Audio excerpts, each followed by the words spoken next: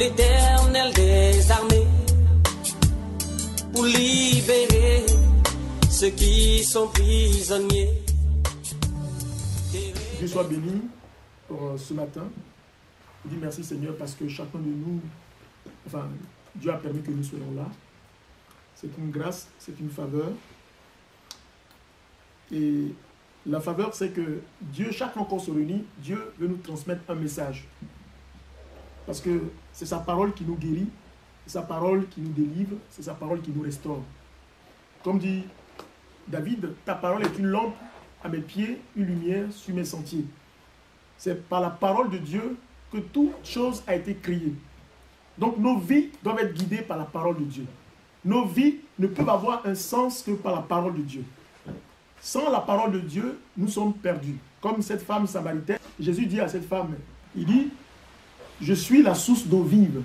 Celui qui me boit n'aura jamais soif. Il est la source d'eau vive. Mais Jésus-Christ, il est la source, c'est sa parole qui est la source d'eau vive. Donc c'est dans sa parole que nous puisons notre guérison. C'est dans sa parole que nous puisons nos forces, notre restauration. Amen. Mais ce matin, le message que le Seigneur m'a mis à cœur, c'est le message sur le ministère de prophète. Qui est-il, le prophète? C'est qui le prophète? Mais je vais vous faire un petit schéma, juste pour qu'on comprenne un peu le sens de prophète. Parce que ça va nous aider à comprendre beaucoup de choses plus tard. Peut-être qu'on ne pourra pas finir aujourd'hui, mais au moins, ce que le Seigneur m'a mis à cœur, je voulais juste partager avec vous. Nous avons là Dieu. Après, nous avons le prophète. Après le prophète, nous avons les sacrificateurs. Après le sacrificateur, nous avons le peuple de Dieu. Voilà. Là, je vais mettre ça. Voilà. Et je vais vous donner le sens de ce que je mets là. Ça. Donc, ce qu'on doit savoir, c'est que Dieu, et ensuite nous avons le prophète ou les prophètes, nous avons les sacrificateurs et nous avons le peuple de Dieu. D'accord? D'abord, je vous rappelle simplement que dans la Bible, je ne sais pas si vous vous souvenez très bien, c'est dans le livre de Samuel, où le peuple d'Israël demandait à Dieu un roi. Il demandait à Dieu un roi, et Dieu leur dit, mais vous ne savez pas que je suis votre roi? Vous voulez encore un roi? Il dit, oui, nous voulons un roi qui s'établisse sur nous. Parce que nous voulons un roi comme les autres, comme les Assyriens, comme les autres qui sont autour de nous. Vous voyez? Dieu dit, mais si je vous donne un roi, il va vous dominer. Et que moi, ça suffit. Parce que Samuel était le prophète. Donc, Samuel, c'est par lui que Dieu parle au peuple. Donc, le prophète, c'est la bouche de Dieu. C'est celui par qui Dieu parle. Donc, le peuple n'avait pas besoin de roi. Parce que Dieu était le roi du peuple d'Israël. Et comme le peuple s'entêtait, il voulait un roi, Dieu leur a donné un roi. Vous voyez? Dieu leur a donné un roi. C'est pourquoi j'ai mis ici Dieu égale roi. Donc au temps de Moïse, quand le peuple d'Israël, il n'y avait pas de roi, c'était Dieu qui était le roi d'Israël. Mais le peuple voulait absolument un roi. Alors c'est pour ça que Dieu va leur donner comme roi Saül. Vous voyez? Et ça va tout changer. Parce que normalement, Dieu, il parle au prophète, et le prophète, lui, qu'est-ce qu'il fait? Il va donner des ordres aux sacrificateurs. Les sacrificateurs, c'est ceux-là qui sont amenés à faire les sacrifices, les offrandes. Vous voyez? Ils vont faire des offrandes, ils vont dresser l'autel, et ils vont faire des sacrifices à Dieu. On les appelle les sacrificateurs. Vous voyez? Et après les sacrificateurs, nous avons le peuple qui est autour. Vous voyez? Le peuple qui vient pour assister, pour recevoir la bénédiction. Vous voyez? Donc en gros, voilà un peu le schéma concernant dans lequel se trouve la fonction de prophète. Donc le prophète, c'est une personne, il s'agit d'une personne par qui Dieu parle au peuple. Mais si on regarde très bien, on regarde très bien, même dans nos traditions, dans les villages, dans les anciennes traditions, il y avait ce qu'on appelait des devins. Les devins, on les appelait aussi, à l'époque on disait devins. Vous voyez, c'est parce qu'un prophète, c'est celui par qui Dieu parle, mais aussi des dieux. C'est-à-dire que des dieux, les dieux, je sais pas, le dieu Baal, avaient aussi ses prophètes. On dit des prophètes de Baal. Vous voyez, il y avait les prophètes de Baal. Il y a ceux-là qui parlent de la part de leurs démons. Par exemple, quand vous allez dans les villages, vous voyez des gens, on dit avant de faire tel sacrifice, il faut consulter telle personne. Donc lui, il rentre dans son bois sacré, il revient, il dit les esprits disent que ceci. Vous voyez, ceux qui disent ça là, ce sont les devins. Ils parlent au nom des esprits. Vous voyez, on les appelle des devins. Mais dans la Bible, on les appelle non seulement des devins, mais aussi on dit le prophète des autres dieux.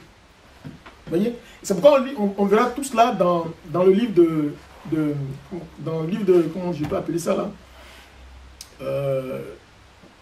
dans le livre de Roi, 1 roi 19, on parle des prophètes de Baal. Je ne sais pas si vous avez déjà vu ça.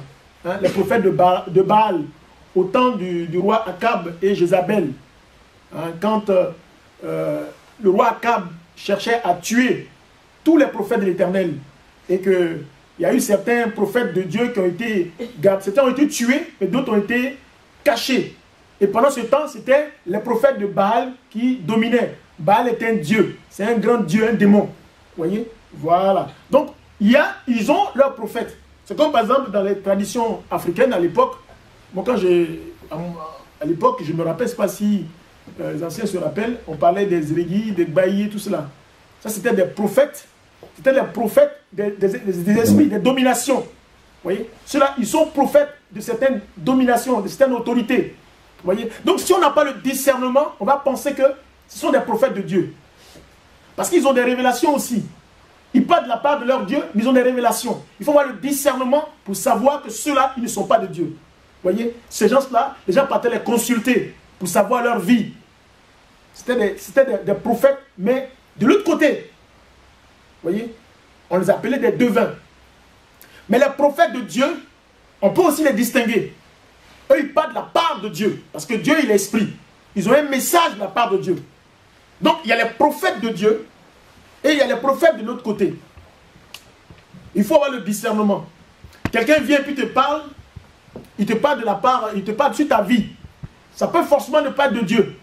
Ça peut être de l'autre côté. Il faut avoir le discernement. Parce qu'ils ont aussi ce pouvoir. Vous voyez?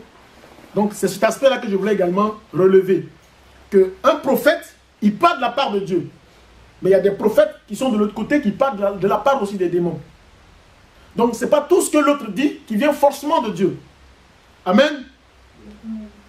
Et nous allons voir également dans le livre des Nombres, chapitre 22, versets 1 à 41. Une nouvelle étape conduisit les Israélites dans la plaine de Moab, sur la rive orientale du Jourdain, en face de Jéricho. Balak, fils de Sippor, qui était roi à Moab à cette époque, apprit comment les Israélites avaient traité les Amorites. Le roi et tout son peuple se mirent à trembler de terreur à l'idée que les Israélites arrivaient en si grand nombre. Alors les Moabites dirent aux notables Madianites: « Cette multitude est sur le point de tout ravager autour de nous, comme des bœufs qui broutent toute l'herbe d'un pré. » Le roi envoya une délégation à Balaam, fils de Béor, qui habitait Pétor sur l'Euphrate, dans le pays des Amavites. Il lui adressait ce message: « Il y a ici un peuple venu d'Égypte qui couvre toute la surface du pays. Il s'est installé non loin de chez moi. Viens donc à mon aide, je t'en prie, et maudis-le, car il est plus puissant que mon propre peuple. Si tu acceptes, je pourrais peut-être le vaincre et le chasser de la région. Je sais en effet que les bénédictions et les malédictions que tu prononces sont efficaces. » Les messagers des notables moabites et madianites emportèrent de quoi payer le devin Balaam et se rendirent chez lui. Ils lui transmirent la requête de Balak. Balaam leur dit: « Passez la nuit ici. Demain, je vous donnerai la réponse que le Seigneur m'aura communiquée. » Les chefs de Moab demeurèrent donc chez Balaam. Alors Dieu vint demander à Balaam, « Qui sont ces gens que tu as reçus chez toi ?» Balaam répondit, « Balak, fils de Sippor et roi de Moab, a envoyé ces hommes me dire, « Le peuple qui a quitté l'Égypte couvre toute la surface du pays. Viens donc à mon aide, je te prie, et maudis-le. Si tu acceptes, je pourrais peut-être le combattre et le chasser. » « Tu n'iras pas avec eux, lui dit Dieu. Tu ne maudiras pas ce peuple, car je l'ai béni.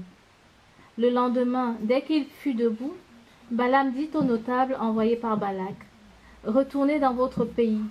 Le Seigneur m'interdit de partir avec vous. » Les notables moabites revinrent dire à Balak que Balaam avait refusé de les accompagner. Balak envoya une nouvelle délégation, composée de chefs plus nombreux et plus importants que la première fois. Ils allèrent transmettre à Balaam cette requête de Balak. « Moi, Balak, fils de Sippor, je t'en supplie, ne refuse pas de venir chez moi. Je te comblerai d'honneur, je ferai tout ce que tu me demandes. Viens donc à mon aide et maudis ce peuple. » Mais Balaam répondit aux envoyés de Balak, « Même si Balak me donnait tout l'argent du monde et l'or dont son palais est plein, je ne pourrais en rien désobéir aux ordres du Seigneur mon Dieu. Pourtant, restez ici cette nuit, vous aussi, et je saurai ce que le Seigneur veut encore me communiquer. » Amen. Amen. Donc, on voit un peu l'histoire de Balak et de Balaam. C'est une histoire qui est très importante dans la compréhension du ministère de prophète, pour ceux qui sont prophètes. Balak, il est roi des Moabites. D'accord? Et le peuple d'Israël, qui revenait du désert, devait traverser la région des Moabites. Et du coup, le roi Moabite, qui était Balak, lui, il a eu peur quand il a vu le peuple d'Israël qui était aussi énorme. Et puis, il a appris de ce que le peuple d'Israël a fait contre d'autres peuples. Donc, quand il a vu ce peuple-là venir vers sa région, il a pris peur. Il a demandé à certains Madianites qui habitaient dans la région. Les Madianites, vous savez que c'est les descendants d'Abraham, avec l'autre femme. Vous avez expliqué ça une fois. Voilà. Aille voir Balaam. Balaam, c'est un devin. On dit que c'est un devin, mais à l'époque, on disait devin, mais c'est un prophète. Parce que c'est de la part de Dieu. C'est un serviteur de Dieu, Balaam. Donc, le roi Moab, Balak, il va demander à ceux-là d'aller voir Balaam, pour que Balaam maudisse le peuple d'Israël. Et quand Balaam aura maudit le peuple, alors eux, ils pourront attaquer ce peuple-là. Vous voyez? C'est cette autorité qui allait voir Balaam. Et quand ils sont arrivés chez Balaam, Balaam ne leur a pas donné directement la réponse à leur demande. Balaam leur a dit, ok, ce que vous m'avez demandé de la part du roi, je vais prier cette nuit et je verrai ce que l'Éternel me dira. Et Balaam a prié et Dieu lui dit, mais c'est qui est à la porte avec toi là? Qui est-ce que tu as hébergé? Il dit non, ce sont les envoyés du roi Balak, parce qu'ils ont envoyé à cause d'un peuple qui arrive, du désert qui arrive vers eux. Donc c'est pour que je les maudisse. Dieu dit non, c'est un peuple, ce peuple-là est un peuple béni. Tu ne peux pas les maudire, dis-leur de partir. Vous voyez? Donc, pour vous dire que Balaam, qui est le prophète, systématiquement, quand il les a vus, il n'a pas eu la réponse. Il s'est mis dans la présence de Dieu. Il a consulté Dieu. Il a demandé l'avis de Dieu. Seigneur, voilà ce qui se passe. Et Dieu va se saisir de lui. Ça veut dire que l'Esprit de Dieu va se saisir de lui pour lui parler. Vous voyez? Donc, sur le champ, Balaam, il n'avait pas la réponse. Sur le champ, Balaam n'était pas saisi par le Saint-Esprit. Tu vois, il n'était pas saisi par l'Esprit de Dieu pour donner la réponse à la demande de cette autorité-là qui venait de chez le roi. Donc, pour vous dire que le roi, pour vous dire, pardon, que le prophète, en fait, il reçoit l'Esprit de Dieu. C'est-à-dire qu'en tant que prophète, il est d'abord homme. Il est homme. Et quand il reçoit l'Esprit, et c'est l'Esprit qui lui donne le moyen de faire le ministère, d'accomplir la volonté de Dieu. Vous voyez? On le verra dans Exode 3, avec Moïse. Moïse qui était chez Jéthro. Exode 3, chapitre 2. Moïse qui était chez Jéthro, son beau-père qui était un Madianite, qui était un sacrificateur. Moïse, un jour, se retrouve dans le désert, dans un endroit où il y avait des buissons. Et du coup, Dieu lui parle dans le buisson. Dieu dit à Moïse, je t'envoie en Égypte pour aller libérer mon peuple. Moïse dit, mais comment ça, moi en Égypte? Moi, tu m'envoies en Égypte. Moi, je vais aller faire quoi en Égypte? Moi, comme ça, je ne peux pas aller en Égypte. Il dit, non, je t'envoie parce que je serai avec toi. Parce que Moïse, de lui-même, il ne peut pas faire la volonté de Dieu. C'est-à-dire, humainement parlant, Moïse ne peut rien. Il est humain. Mais quand Dieu a dit, je serai avec toi. Donc, l'Esprit de Dieu lui sera donné pour accomplir le message de Dieu. Donc, le prophète, c'est celui qui a l'Esprit de Dieu. L'Esprit de Dieu lui permet d'accomplir la volonté de Dieu. Donc, sans l'Esprit de Dieu, le prophète ne peut rien faire. Et Dieu le donne à qui il veut, comme il veut et quand il veut. C'est ça le ministère de prophète. Nous allons le voir avec, même avec Jean-Baptiste dans le désert. Pour moi, c'est des éléments qui sont très importants pour qu'on comprenne un peu sur le ministère de prophète. On va voir Jean-Baptiste dans le désert. Dans Jean-Baptiste, quand il sort du désert, la Bible dit qu'il était rempli de l'Esprit de Dieu. Et quand Jean-Baptiste sort du désert, il commence à prêcher, il commence à baptiser. Il prêche la parole de Dieu, il prépare la venue de Christ. Et ce Jean-Baptiste, il va se retrouver devant Hérode, qui avait épousé la femme de son frère, qu'on appelait Philippe. Son frère n'est pas mort, il a épousé sa femme. Et l'Esprit de Dieu va saisir Jean-Baptiste pour dire à Hérode, oh Hérode, c'est le roi. Hérode, il a une armée, mais lui, il n'avait pas peur. Jean-Baptiste n'avait pas peur pour parler à Hérode. Pourquoi? Parce que l'Esprit de Dieu était avec lui. Donc, devant l'armée, il a parlé à Hérode pour lui dire, la femme que tu as n'est pas ta femme. C'est la femme de ton frère. Vous voyez? Et pour ça, Hérode, ils l'ont mis en prison. Jean-Baptiste a été mis en prison. Et même Jean-Baptiste, dans la prison, vous voyez bien, dans la prison, vous vous souvenez très bien, c'est dans, je ne sais pas si c'est dans Marc ou dans Marc, Jean-Baptiste, qui a baptisé Jésus, étant en prison, qui a baptisé Jésus, il dit à ses disciples, allez voir si c'est vraiment celui qui devait venir, Jésus-Christ, le Messie qui devait venir, celui-là qui devait venir pour libérer Israël. Oh, pourtant, c'est le même Jean-Baptiste qui n'avait pas peur. C'est le même Jean-Baptiste qui prêchait. C'est le même Jean-Baptiste qui annonçait le message de la venue. C'est le même Jean-Baptiste qui a vu Jésus et puis qui a dit, voici l'agneau de Dieu, celui qui ôte le péché du monde. Mais en prison, il arrive un moment, l'Esprit s'est séparé de lui. Vous voyez? L'Esprit de Dieu s'est séparé de Jean-Baptiste. C'est-à-dire que l'Esprit de Dieu vient pour que tu accomplisses un ministère, une œuvre de Dieu. Et quand le ministère finit, l'Esprit part. Vous voyez? On verra ça dans le livre de 1 roi 19, avec le prophète Élie. Dans cette partie, Dieu dit à Élie, pendant que tous les prophètes de cette époque en Israël étaient pourchassés, d'autres ont été tués, les prophètes de l'Éternel ont été tués. Et dans le pays, il ne régnait que les prophètes de Baal. Vous voyez? C'était au temps de Jézabel. Et donc, Élie était pourchassé. Et Élie a fui jusque dans le désert. Mais dans le désert, Dieu va parler à Élie. Dieu dit à Élie, va parler à Akab. Dis-lui ceci, cela. Mais pourtant, à cette époque, je disais que les prophètes de l'Éternel étaient pourchassés. Mais comme Dieu a dit à Élie, va parler à Akab, Élie n'a pas eu peur. Parce que Dieu était avec lui. Et Élie est allé à la rencontre d'Akab. Et même quand Akab a vu Élie, il dit, ah, mais ça fait longtemps que je te cherche. Ça fait longtemps que je te cherche. Voilà, il dit, oui, effectivement, ça fait longtemps que tu me cherches, mais j'ai un message de la part de Dieu. Élie n'a pas eu peur. Il a laissé le message. Et quand Élie a laissé le message, il a dit, quelque part, que tous les prophètes de Dieu ont été tués. Moi, il ne reste que moi seul. Mais envoyez vos prophètes. Tous vos prophètes, envoyez-les.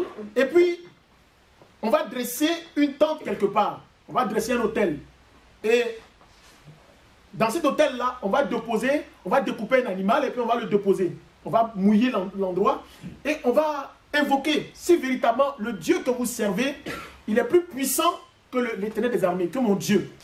Vous allez invoquer ce Dieu-là, il va consumer l'animal. C'est-à-dire que le feu va descendre pour consumer. Juste par la prière, vous allez demander à votre Dieu de le faire. Effectivement, il les a mis à l'épreuve. Mais tout ça parce que Dieu était avec lui.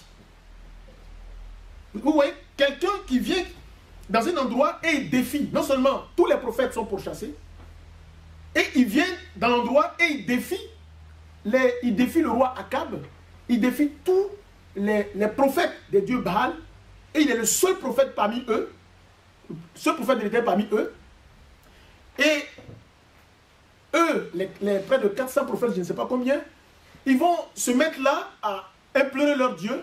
La Bible dit qu'ils ont imploré Dieu pendant des heures pour que l'animal qu'ils ont découpé, qu'ils ont mis dans un endroit, cet animal-là soit consumé. C'est-à-dire on découpe un bœuf, d'accord, on le découpe, et ce bœuf-là, on va le mettre sur un autel, c'est-à-dire un autel, c'est un endroit, je ne sais pas, une petite table là, hein, genre, et on met on met les animaux là, l'animal qu'on a découpé, on va verser de l'eau dans tout l'entourage, dans le coin, et on va invoquer le Dieu que nous servons de venir consumer les animaux pour que les animaux brûlent.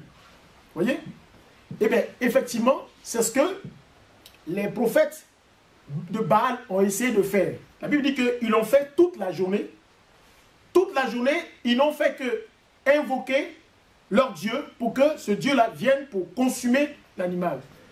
Et malheureusement, ça n'a pas été fait. Ils ont fait toute la journée jusqu'au soir. Rien n'a été fait. Vous voyez?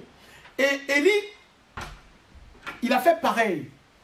Il a invoqué Dieu. Il a demandé à Dieu de répandre son feu sur ces animaux-là, sur l'autel. Mais la Bible dit qu'avant que Élie n'ouvre la bouche, le feu est descendu du ciel et il a consumé l'autel, il a consumé tous les animaux. Bien qu'il y ait de l'eau, hein, le feu est descendu pour consumer. Et tout le peuple d'Israël s'est mis à dire, donc en vérité, l'Éternel est le vrai Dieu. L'Éternel est le vrai Dieu. Et Élie a demandé à ce que tous les prophètes là soient tués. Et ils ont pris tous les prophètes de Baal, on les a tous tués, on les a mis quelque part, on les a tous tués. Pour dire qu'ils adorent un faux Dieu. Que le Dieu par qui eux ils parlent est un faux Dieu. Et tous ces prophètes là sont morts. Et voilà ce qui va se passer. La femme du roi Akab, Jézabel, elle apprend que tous ces prophètes sont morts. C'est-à-dire les prophètes de Baal sont morts. Alors, elle se dresse. Elle a appris que c'est Élie qui a permis ça. Elle est venue voir Élie. Elle lui a dit, demain matin, cette même heure, je vais t'anéantir. Tu ne vas pas vivre. Elle a menacé Akab. Et à un moment donné, à Élie, pardon. Et Élie a eu peur. La Bible dit qu'Élie a eu peur. Et Élie s'est enfui. Mais pourquoi est-ce qu'à l'instant T, Élie a eu peur? La Bible dit qu'Élie a fui. Vous voyez? Mais Dieu dit qu'il était avec toi. Ça veut dire que son ministère est fini. Sa mission est finie. Donc l'esprit est parti. Sa mission, la mission d'Élie est finie. Donc Élie a pris peur. La Bible dit qu'Élie a fui. Parce que quand on a l'esprit de Dieu, on n'a pas peur. Mais quand l'esprit part, on devient charnel, on a peur, on est humain. Vous voyez? Donc, l'esprit vient en toi, il se manifeste pour un ministère précis, pour une mission précise. Vous voyez? Et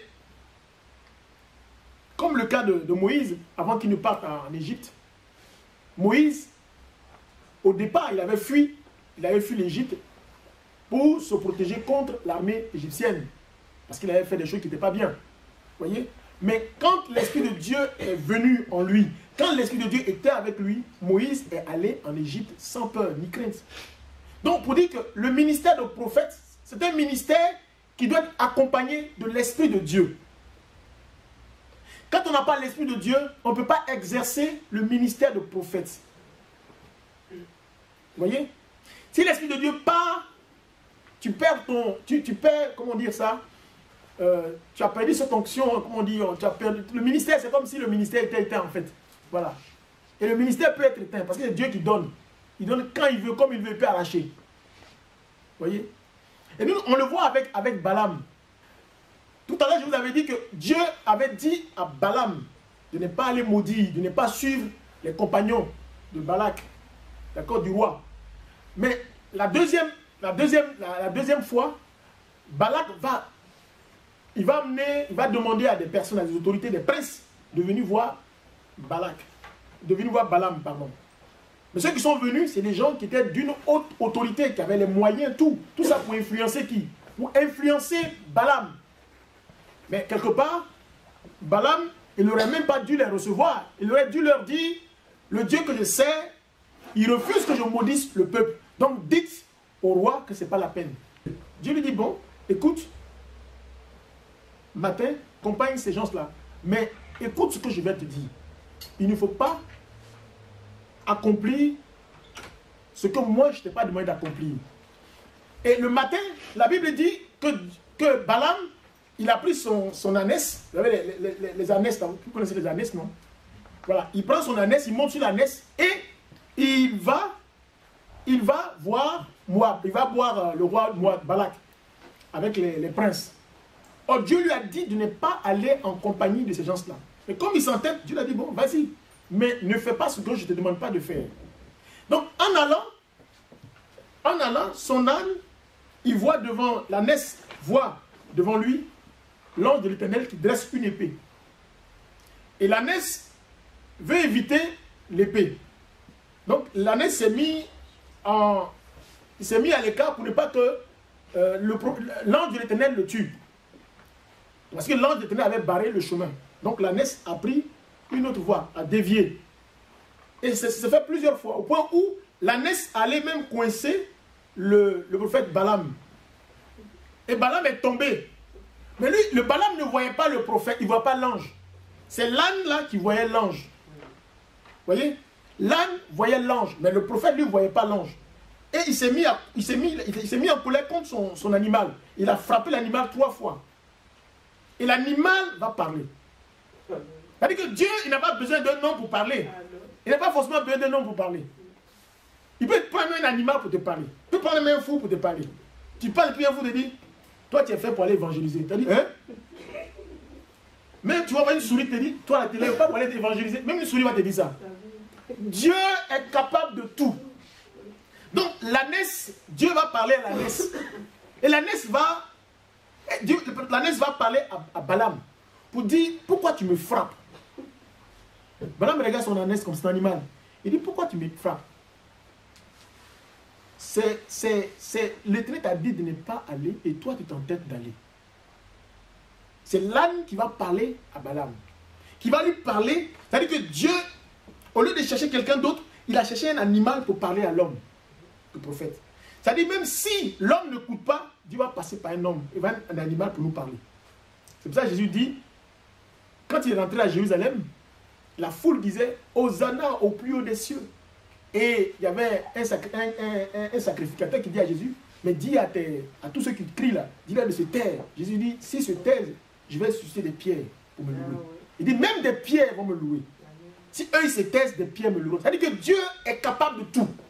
Dieu, il n'est pas figé. Dans son plan, Dieu n'est pas figé. Dieu, il te donne, il peut t'arracher. Et il donne à qui il veut et comme il veut.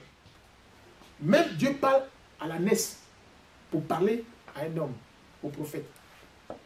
Et l'ange de l'Éternel va dire à Balaam, parce que finalement Balaam va voir, il va voir l'ange. Il va bien voir l'ange. Et l'ange va lui dire, tu as eu la chance, parce que j'allais te tuer. Parce que tu es trop têtu, Balaam. Moi, c'est ça, ce côté-là m'a fait m'essayer un tout petit peu. Ça m'a secoué un peu. C'est-à-dire que l'ange était capable de tuer le prophète. C'est-à-dire que le prophète de Dieu, quand Dieu envoie son esprit, c'est-à-dire que Dieu est plus exigeant envers toi qu'envers celui qui n'a pas son esprit. Il m'a oint, l'Éternel des armées, pour libérer ceux qui sont prisonniers.